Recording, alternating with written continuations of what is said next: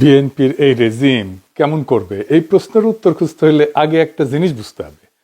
বাংলাদেশে এখন ক্ষমতা শুধু নির্বাচিত সরকারের হাতে থাকে না, নাইও।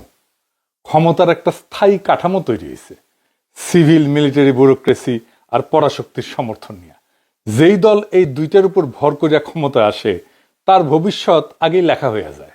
তার মানে হইতেছে বিএনপি সরকার দুর্বল হইয়া জন্ম নিছে, কারণ বাংলাদেশের ক্ষমতার কাঠামো এখন রাজনৈতিক দলের হাতে নাই।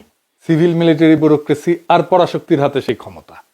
বিএনপি রেজিম যেভাবে ক্ষমতা এসছে ঠিক 2008 সালে হাসিনা এভাবে ক্ষমতা এসেছিল। আর এই ক্ষমতা আসার সাথে সাথে নিজের শাসনে বিএনপি এমন এক অভাবনীয় ভয়ঙ্কর সর্বনাশ নিজে থেকে দাওয়াত করে নিয়ে আসিছে যে সরকার যত সিটি পাক না কেন 12 ফেব্রুয়ারি থেকে একটা অতি দুর্বল ভঙ্গুর সরকারের জন্ম দিছে। আর তাদের ভবিষ্যৎ সেদিনই লেখা হয়ে গেছে। আমি আগের এপিসোডে বলছি বিএনপি তার শাসনকাল কখনো পিসফুলি শেষ করতে পারেনি, শান্তিপূর্ণভাবে। ইতিহাসে নাই। জিয়ার শাসন শেষ হয়েছে জিয়ার হত্যাকাণ্ডের মধ্য দিয়া, সাত্তারের শাসন মিলিটারি কু দিয়া, খালেদা জিয়ার 1991 শাসন একটা পাতানো নির্বাচন তারপরে পদত্যাগের মধ্য দিয়া খালেদা জিয়া সরকারের, আবার 2002 সালের শাসন 111 দিয়া। এবারেও আমি দেখি না যে বিএনপির ট্রানজিশনটা পিসফুল হবে। যাই হোক, আমি ইরান ইসরায়েল যুদ্ধের কথা বলতেছি না, এটার চাপ বিএনপি রেজিমকে তো নিতেই হবে। তার চাইতে গভীর দুইটা সংকটকে সাথে নিয়ে বিএনপি সরকার যাত্রা শুরু করছে। যেই সংকট তারা কাটাইতে পারবে না, বরং গভীর হবে যতদিন যাবে। আমি আজকে পরিষ্কার করে আপনাদেরকে দেখাই দেব কিভাবে আওয়ামী লীগের 2008 সালের ক্ষমতা আসা আর বিএনপির 2026-এর ক্ষমতায় আসা একই ধরনের ঘটনা। আর এর মধ্যেই লুকায় আছে বিএনপি সরকারের পরিণতি কি হবে। আসেন সে অঙ্কের হিসাবটা বুঝে দেখি, যা কেউ কখনো আপনাদেরকে দেখায় নাই। তবে এটা ঠিক একদম এক্স্যাক্টলি আওয়ামী লীগের মতো পরিণতি হবে আমি সেটা বলতেছি না, কারণ আওয়ামী লীগ যেভাবে ক্ষমতা টিকায় রাখছিল 16 বছর, সেই কাজগুলো বিএনপি করতে পারবে না। কিন্তু কি কি করতে পারে সেটা আমরা পরে দেখব। আসেন আগে আমরা দেখি 2008 সাল আর 2026 সালে এই দুইটা নির্বাচন কেন একই রকম। 2008 সালে হাসিনা সরকার একটা খুবই বিশেষ ধরনের সরকার ছিল, যেই কারণে যেই দিন সে ক্ষমতা আসছে সেই দিনই তার পতনের ঘন্টা বাজছে। কেন জানেন? কারণ 111-এর সরকার হয়েছিল সেই সরকার যেই সরকার বাংলাদেশকে ইন্ডিয়ার হাতে তুলে দিয়েছিল। আর এই কাজের উকিল বাপ ছিল আমেরিকা। ইন্ডিয়ার আমেরিকা হাসিনাকে ক্ষমতায় বসাইলো কেমনে? বসাইলো বাংলাদেশের সিভিল মিলিটারি ব্যুরোক্রেসিকে দিয়া। ইন্ডিয়ার আমেরিকার এই আন্ডারস্ট্যান্ডিং এ হাসিনাকে ক্ষমতায় বসানো হইলো। মাঠে কাজ করলো সিভিল মিলিটারি ব্যুরোক্রেসি। ইন্ডিয়ার আমেরিকায় আইসা তো আর নির্বাচন করে দেওয়া যায়নি, নির্বাচন করছে সিভিল মিলিটারি ব্যুরোক্রেসি।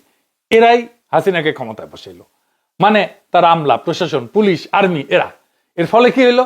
হাসিনা ক্ষমতা আসলো, কিন্তু ক্ষমতায় বসানোর চাবিকাঠি নিয়ে নিল civil military bureaucracy. Civil military bureaucracy হয়ে উঠলো বাংলাদেশের হর্তাকর্তা বিধাতা। একদিকে জুডিশিয়ারি আর একদিকে সিভিল মিলিটারি ব্যুরোক্রেসি। মজাই মজা, আর কি দরকার? এরাই আসলে ক্ষমতা, এরাই আসলে পাওয়ার। যেই রাজনৈতিক দল এদের কর্তৃত্ব অব্যাহতভাবে চালাইতে দিবে তাদের এরা ক্ষমতায় আনবে। এই সিভিল মিলিটারি ব্যুরোক্রেসি আর জুডিশিয়ারি একসাথে হয়ে ওঠে ডিপ স্টেট। সহজ বাংলায় বললে ক্ষমতার স্থায়ী কাঠামো। প্রায় সব রাষ্ট্রেই স্থায়ী কাঠামো থাকে ক্ষমতার। আপনি কইতে পারেন যে ডিপ স্টেট কি অন্য দেশে থাকে না? হ্যাঁ থাকে। প্রায় সব রাষ্ট্রেই স্থায়ী ক্ষমতার কাঠামো থাকে, কিন্তু পার্থক্য হইল কোথাও এই ডিপ স্টেট নীতিতে প্রভাব ফেলে, কোথাও এটা রাজনীতির উপরে আধিপত্য করে। আর বাঙ্গুল্যান্ডে এই ডিপ স্টেট, জনগণ, রাজনৈতিক দল এইগুলোর চাইতে শক্তিশালী হয়ে উঠছে। তাতে সমস্যা কি? বাঙ্গুল্যান্ডের এই ডিপ স্টেটের সমস্যাটা একটু বুঝে দেখি, তাহলে বুঝতে পারবেন বিএনপির এই শাসনামল, বিএনপির এই রেজিমটা কেন দুর্বল। আধুনিক রাষ্ট্রতত্ত্বে বলে যে সিভিল সার্ভিস, সামরিক বাহিনী, প্রশাসন এটা থাকবে রাজনীতি নিরপেক্ষ। তারা রাষ্ট্রের স্থায়ী প্রতিষ্ঠান। যে সরকারি ক্ষমতা আসুক না কেন তারা আইন এবং সংবিধান অনুযায়ী সরকারের নীতি বাস্তবায়ন করবে। দার্শনিক ম্যাক্স ভেবারের মতে আধুনিক রাষ্ট্রের আমলাতন্ত্র হওয়া উচিত পেশাদার, নীতিভিত্তিক এবং রাজনৈতিকভাবে নিরপেক্ষ। তাইলে রাজনৈতিক দল আর ব্যুরোক্রেসির মধ্যে সম্পর্ক কি? একটা নির্বাচিত রাজনৈতিক দল নির্বাচনে জিতে ক্ষমতায় আসে একটা রাজনৈতিক এজেন্ডা নিয়ে, তখন তারা নীতি নির্ধারণ করবে, পলিসি মেকিং করবে। আর প্রশাসন এবং সামরিক কাঠামো করবে পলিসি ইমপ্লিমেন্টেশন, বাস্তবায়ন। তার মানে রাজনৈতিক নেতৃত্ব সিদ্ধান্ত নেবে আর সরকারি আমলা প্রশাসন এটা বাস্তবায়ন করবে। কিন্তু বাঙ্গুল্যান্ডে আমলাতন্ত্র নিজেই শক্তিশালী হয়ে সরকারকে প্রভাবিত করে। বিএনপি যে এত গণতন্ত্র গণতন্ত্র করে চিল্লাইতেছে, গণতন্ত্র মানে তো ভোট না। একটা স্বাস্থ্যকর গণতন্ত্রে ব্যুরোক্রেসি আর রাজনৈতিক দলের সম্পর্কটা এমন হওয়া উচিত যে রাজনীতি নীতি নির্ধারণ করবে, ব্যুরোক্রেসি আইন অনুযায়ী বাস্তবায়ন করবে, সামরিক বাহিনী বেসামরিক সরকারের অধীনে থাকবে। তার মানে নিরপেক্ষ আমলাতন্ত্র আর নির্বাচিত নেতার রাজনৈতিক দিক নির্দেশনা, এই দুয়ে মিলে সরকার। নিরপেক্ষ মানে কিন্তু স্বাধীন ক্ষমতা না। ব্যুরোক্রেসি সরকারের নীতি বাস্তবায়ন করবে কিন্তু দলীয় রাজনীতির অংশ হবে না, নিজের রাজনীতি চালাবে না। বাংলাদেশের ব্যুরোক্রেসি দলীয় রাজনীতির অংশ হয়ে ওঠে, নিজের রাজনীতি চালায়, নিজের রাজনৈতিক দলগুলোকে চালায়, এবং বাঙ্গুল্যান্ডে এরা নিজেরাই আসল রাজনৈতিক ক্ষমতা হয়ে ওঠে। আমি আপনাদেরকে হাসিনাকে ক্ষমতা আনার বিষয়টা একটু দেখাই, কিভাবে হাসিনাকে সিভিল মিলিটারি ব্যুরোক্রেসি ক্ষমতা আসছে। আগে তো বলছি যে আমেরিকা আর ইন্ডিয়া একসাথে বাংলাদেশের সিভিল মিলিটারি ব্যুরোক্রেসিকে দিয়ে হাসিনাকে ক্ষমতা আনে, তাই না? কিভাবে আনে সে গল্পটা জানলে আপনি 2026-এর নির্বাচনের সাথে মিলাইতে পারবেন। আসেন সেটা একটু দেখি। 2008 সালে হাসিনা হয়তো জিততো ইলেকশনে, কিন্তু যেই পরিমাণে সিট পাইছিল সেটা অবিশ্বাস্য ছিল। হাসিনার দল একাই 230টা আসন পাইছিল, আর জোট মানে জাতীয় পার্টিটাটি নিয়ে 263টা আসন পাইছিল, মানে বিশাল মেজরিটি।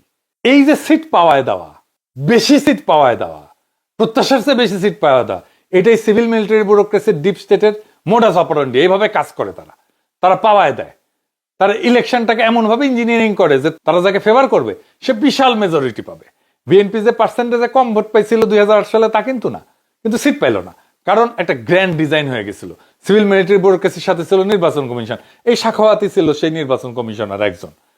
সে নির্বাচন কমিশন আসনগুলোর সীমানা পুনর্নির্ধারণ করলো, এমন ভাবে করলো যেখানে আসলে নতুন আসনগুলোতে বিএনপি কম সিট পায়। এটা কিভাবে হয়েছে এটা একটু বুঝাই বলি। ধরেন 2টা সিট, এই সিটে বিএনপির যেতে, ভালোভাবে যেতে, এই সিটেও যেতে, কিন্তু অত ভালোভাবে যেতে না, মার্জিন কম। এখন করলো কি, যে সিটে অত ভালোভাবে যেতে না, মার্জিন কম, সেই সিটে যেই কেন্দ্রগুলোতে বিএনপি যেতে সেই কেন্দ্রগুলোকে এই আসনের সাথে যুক্ত করে দেওয়া হইল। তার মানে এই সিটে বিএনপির কম্পিটিশনটাকে দুর্বল করে দেওয়া হইল। ফলে এইখানে আওয়ামী লীগ বিএনপির চাইতে বেশি ভোট পাইল, এবং ভোট পেয়ে এই আসনটা আওয়ামী লীগ নিয়ে নিল। এই আসন বিএনপির আছে, অসুবিধা নাই, এটা আছে। কিন্তু এখানে যেখানে দুটোই বিএনপি পাইতো সেখানে একটা সে আওয়ামী লীগ পেয়ে গেল, বুঝিসাও? এইভাবে আসনগুলোর সীমানা পুনর্নির্ধারণ করে সে নিশ্চিত করছে যেন বিএনপির কনফার্ম সিটগুলোর মধ্যে কিছু কিছু বিএনপি হারায় ফেলে। তারপরে বিএনপিকে ক্যাম্পেইনই করতে দেয়নি। বিএনপির কর্মী যারা ইলেকশনের জন্য ক্রুশিয়াল হইতে পারে তাদের ইলেকশনের আগে ক্রস ফায়ারে দেওয়া হয়েছে। হ্যাঁ, ক্রস ফায়ারে দেওয়া হয়েছে, মানে করছি না। কি স্টিম লোয়ার চালানো হয়েছিল বিএনপির উপরে সেই সময়, সেটা আজকালকার বিএনপি নেতা কর্মীরা হয়তো জানেন না। আমি একটা এক্সাম্পল দিই। বরিশালের উজিরপুরে বিএনপির শক্ত ক্যান্ডিডেট ছিল সর্দার শরফুদ্দিন আহমেদ শান্টু। এই শান্টুর মূল খুঁটি ছিল সাতলা ইউনিয়ন পরিষদের চেয়ারম্যান আবু জাফর মোল্লা। এই আবু জাফর মোল্লাকে ধরে ক্রস ফায়ারে মেরে ফেলে। দেখেন নিউজ আসছে। অভিযোগ কি জানেন? অভিযোগ করতেছে সরবরাহ পার্টির নেতা, সে শান্টুর হয়ে টাকা বিতরণ করতেছিল। আবু জাফর মোল্লা জিন্দেগিতে সরবরাহ পার্টির নেতাই ছিল না, কর্মীও ছিল না, তার সাথে কোনো সম্পর্কই ছিল না। আর সরবরাহ পার্টির নেতা ইউনিয়ন পরিষদের ইলেকশন করে নাকি? করলে যেতে নাকি? ইউনিয়ন পরিষদের চেয়ারম্যান তো কমিউনিটির নেতা, সমাজের অবিসংবাদিত নেতা, সামাজিক প্রভাব আছে।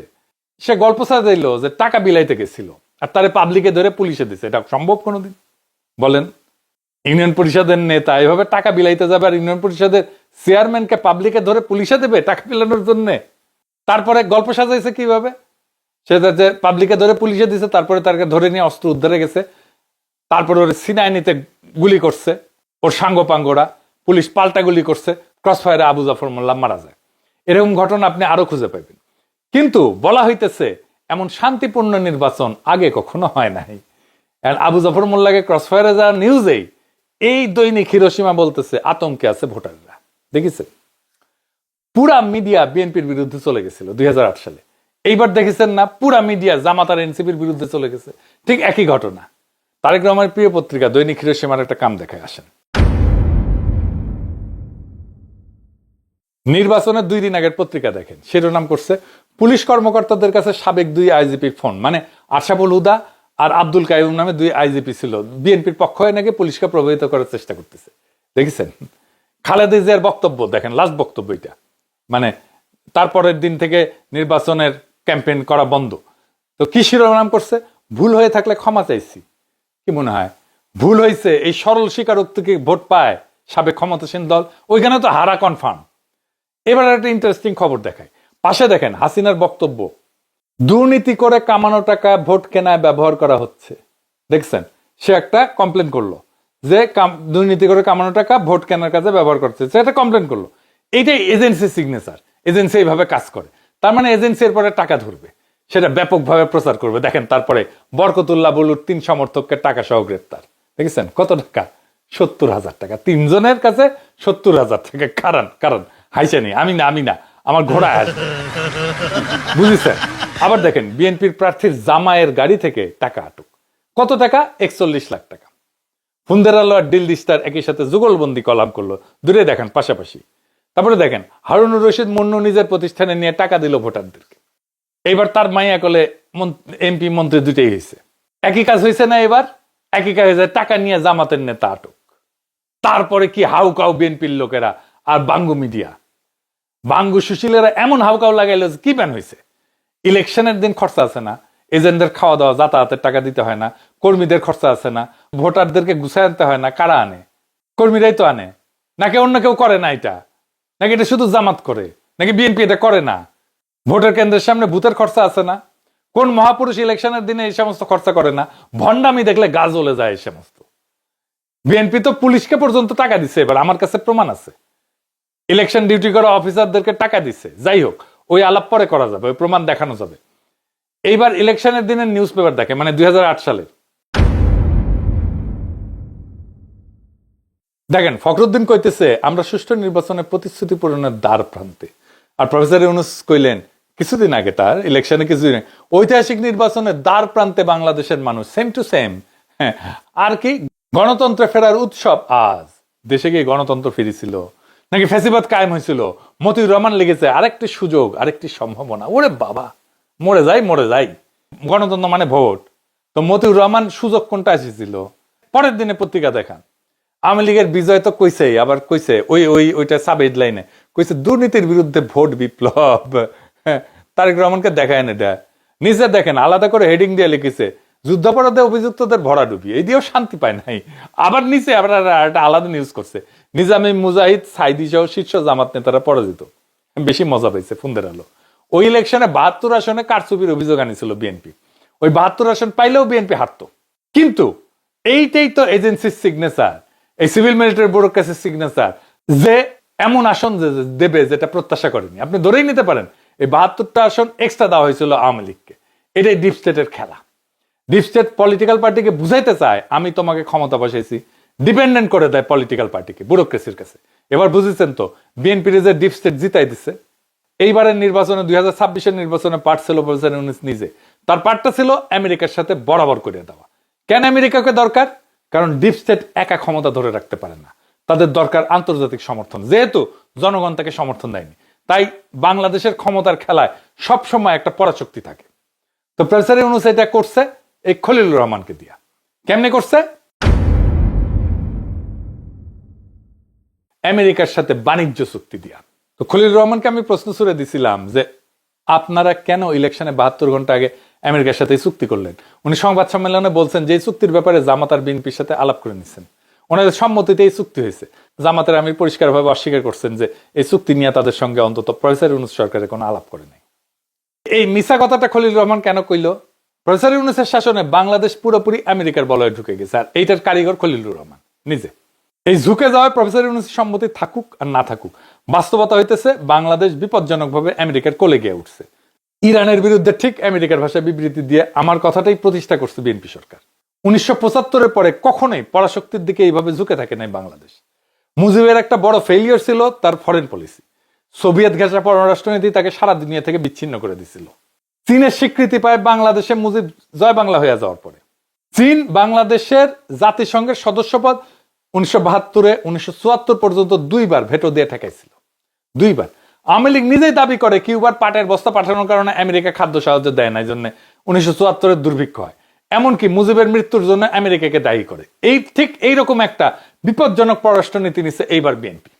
সারা দুনিয়াকে শত্রু বানাই দিচ্ছে আমেরিকার কলেজায় উঠে। বিএনপির কি ক্ষতি হবে জানি না, কিন্তু বাংলাদেশকে পররাষ্ট্রনীতি ঠিক করে লাইনে আনতে অনেক কাঠখড় পুরাইতে হবে। একটা চরম ইমব্যালেন্স ফরেন পলিসি নিয়ে যাত্রা শুরু করলো তারেক রেজিম। চায়নাকে শত্রু বানাই দিল ক্ষমতা নেওয়ার আগে থেকে। কি ভয়াবহ অর্থনৈতিক ক্রাইসিসে পরে সামনে দেখে।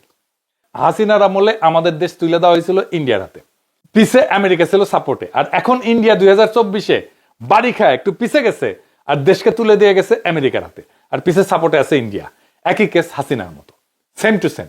ক্ষমতায় যাওয়ার জন্য দুইটা জিনিস নিছে, সিভিল মিলিটারি ব্যুরোক্রেসি আর পরাশক্তির সাপোর্ট। পাবলিকের কোনো বেল নাই, যেহেতু পাবলিক নাই এর মধ্যে, তাই এই দুইটা যখন ফেল করে পরাশক্তি আর সিভিল মিলিটারি ব্যুরোক্রেসি, তখন রেজিম ফেল করে। হাসিনা রেজিম এইভাবে ফেল করছে, তারেক রেজিমও এইভাবে ফেল করবে। লিখে রাখতে পারেন, ওই মাল আর মেয়ে ছেলে দুটাই ওয়েন্ট হবে। হ্যাঁ, মাল আর মেয়ে ছেলে দুটাই ওয়েন্টের গল্প জানেন না? জানেন না? আচ্ছা শুনেন, আমরা তখন মেডিকেল কলেজে কেবল ভর্তি হয়েছি ফার্স্ট ইয়ারে। ঢাকা আর কলকাতার যৌথ প্রযোজনায় একটা সিনেমা হয়েছিল অবিচার নামে। বাংলাদেশে অবিচার আর কলকাতায় ছিল অন্যায় অবিচার নামে। মিঠুন চক্রবর্তী নায়ক আর রোজিনা নায়ক, উৎপল দত্ত সহ দুই বাংলার জাদ্রেল সব অভিনেতা আছে। গানগুলো লিখছিল গৌরী প্রসন্ন মজুমদার, গাইছিল আশা ভোসলে, রাহুল দেব বর্মন, কিশোর কুমার, সাবিনা ইয়াসমিন। আশা ভোসলে গাইছিল নাগর আমার কাঁচা পিরিত পাকতে দিল না গানটা। নতুন আর মিঠুন দুর্দান্ত নাচছিল এই গানটার সাথে। রুখো যারা, এখনই নাচ দেখতে যাইতে হবে না, রোজা রমজানের দিন আছে না, নজরকে হেফাজত করতে হবে না। হ্যাঁ, আচ্ছা এডিটার সাহেব হাউস করেছে চেহারা বাইরা যখন, তখন মিথ্যে না দেখে, বেশি দেখায় না, মিথ্যে না, রোজা হালকা হয়ে যাবে দেখেছেন। তো এই নতুন হইতেছে নর্তকী, ওকে আনিস উৎপল দত্ত গ্রামে, এনআইটিস পিটিস করবি। তো উৎপল দত্ত নতুনকে প্রতিশ্রুতি দিছে গলার একটা হার দিবি আর কি।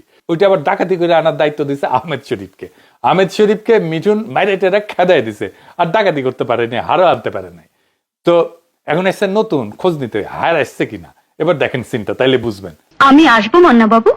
এসো এসো এসো। হার এসে গেছে? হ্যাঁ, না না, হার আসেনি, গোলমাল হয়ে গেছে। আমি যখন বলেছি তখন হার আসবেই। ঠিক আছে। কোথায় যাচ্ছ? ঘুমোতে। হার এলে খবর দিও গো, আবার আসবো। গেছে, মালও গেছে, মেয়ে ছেলেও গেছে, বোথ ওয়েন্ট। দেখেছেন, এবার বুঝেছেন তো, মাল আর মেয়ে ছেলে বোথ ওয়েন্ট, মানে আমার সালাদ দুয়ে যাবে। যারা পরাশক্তি আর সিভিল মিলিটারি ব্যুরোক্রেসির উপরে ভর করে ক্ষমতা আসে, তাদের এই ঘটনায় ঘটে। যাই হোক, ট্রেড এগ্রিমেন্টে আসি। ওই ট্রেড এগ্রিমেন্ট যারা যারা করেছিল তারা এখন ডিফেন্ড করছে। এর মধ্যে আছে লুৎফে সিদ্দিকী, প্রফেসর ইউনূসের বন্ধু কোটায় উপদেষ্টা হয়েছিল। মানে প্রফেসর ইউনূসের বন্ধু ছিল ওর বাপ, মানে ওর পোলা আর কি। লুৎফে সিদ্দিক এর বাপ ছিল প্রফেসর ইউনূসের বন্ধু, ওই বন্ধু কোটায় সে উপদেষ্টা হয়েছে আর কি। আর বাপ আইজিপি ছিল আর কি। সে ইংরেজির স্ট্যাটাস মারিছে, তো ইংরেজি যেহেতু কইছে ঠিকই কইছে, তাই না? উই নাকি লন্ডন স্কুল অফ ইকোনমিক্সে পড়িছে, আবার অধ্যাপনাও করে। তো বাবা এটা বুঝো না যে নন মার্কেট ইকোনমির সাথে কোনো ট্রেড এনগেজমেন্টে যাবে না, এর অর্থ কি? চায়নার সাথে ট্রেড ছাড়া আমরা বেচবো? আমেরিকা এক্সপোর্ট করে কে? সরকার করে না, করে তো গার্মেন্টস ব্যবসায়ীরা। তারা করবে ব্যবসা, তার ব্যবসাকে কম্পিটিটিভ করার জন্য জনগণের ট্যাক্সের টাকা দিয়ে আমেরিকান পণ্য কিনতে হবে। কেন, কোন যুক্তিতে? মামার বাড়ির আবদান নাকি? পাবলিকে কি ঠেকা পড়ছে তাদের ব্যবসা বাঁচানোর? শ্রমিকদের ন্যূনতম মজুরি দেওয়ার কথা বললে গা মোচড়ানো শুরু করে গার্মেন্টস মালিকেরা। শ্রমিকদের ট্রেড ইউনিয়ন করতে দেয় না, কিসের খাতির তাদের সাথে? আর ইলেকশনে 72 ঘন্টা আগে কেন এগ্রিমেন্ট সাইন করতে হবে? সেজন্য তো চাইনিজ দার্শনিকেরা কইয়া গেছে। কি এডিটর সাহেব, চাইনিজটা বুঝবে না ওরা? আর পাশে লিখে দেন, আমি আবার কয়ে দেবনি। তো চাইনিজ দার্শনিকেরা কইছেন জংবাং তুং নংসিং সংবং তুং টাং নং। বুঝেছাও? বুঝো নাই? আচ্ছা নিচে লিখে দেন এডিটর সাহেব। জংবাং তুং নংসিং মানে হইতেছে যে তুমি ছিঁড়িতে পারিবে না, সংবাং তুং টং নাং তার মানে হইতেছে সেই তুমি টানিতে যাইও না। তো এখন প্রশ্ন হইল, এই গল্পের শেষ কোথায়? বাংলাদেশের রাজনীতির একটা পুরনো সূত্র আছে, যে সরকার জনগণের শক্তিতে দাঁড়ায় তার পতন খুব কঠিন। আর যে সরকার দাঁড়ায় দুই খুঁটির উপরে, একটা সিভিল মিলিটারি ব্যুরোক্রেসি আর একটা পরাশক্তির সমর্থন, তার ভবিষ্যৎ আগে থেকে লেখা থাকে। কারণ এই দুই খুঁটি সরে যায়, অথবা জনগণের বিপ্লবে, আন্দোলনের সংগ্রামে এই দুই খুঁটি পালায়। হাসিনার সময় যেরকম পালাইছিল। বাংলাদেশের সরকার পড়ে গেছে অনেকভাবে, কখনো কুদিয়া, কখনো আন্দোলনে, কখনো বিপ্লবে, কখনো সংগ্রামে, কখনো আন্তর্জাতিক চাপে। কিন্তু একটা জিনিস প্রায় সবসময় দেখা গেছে, যে সরকার ভাবছে ক্ষমতার মালিক সে নিজে, শেষে দেখা গেছে চাবিটা ছিল অন্য কারো হাতে। তাই বিএনপি রেজিম কেমন করবে, এই প্রশ্নের উত্তর খুব কঠিন না। যদি তারা ভাবে আমাদের পিছনে প্রশাসন আছে, পরাশক্তি আছে, সব ঠিক আছে, তাইলে ইতিহাসের বই খুলে দেখেন। এই আত্মবিশ্বাস নিয়ে অনেক সরকার শুরু করেছে, শেষে কি হয়েছে জানেন? বাংলা সিনেমার মতো সেই ডায়ালগের মতো অবস্থা। হ্যাঁ, মালও যাবে, মেয়ে ছেলেও যাবে, মানে ক্ষমতাও যাবে, সম্মানও যাবে। বাংলাদেশের রাজনীতির একটা পুরনো প্রবাদ আছে যে ক্ষমতা জনগণ দেয় না, সেই ক্ষমতার মেয়াদ ঘড়িতে না, অন্য কোথাও ঠিক হয়। আর সেই ঘড়ির কাঁটা কখন ঘুরে যায় এইটা কেউ আগে থেকে জানে না। এইটা বিএনপিও এখন জানতেছে না, কিন্তু জানবে। যখন জানবে তখন আর টাইম থাকবে না, সব শেষ হয়ে যাবে। তখনই হবে আমাদের আজাদি।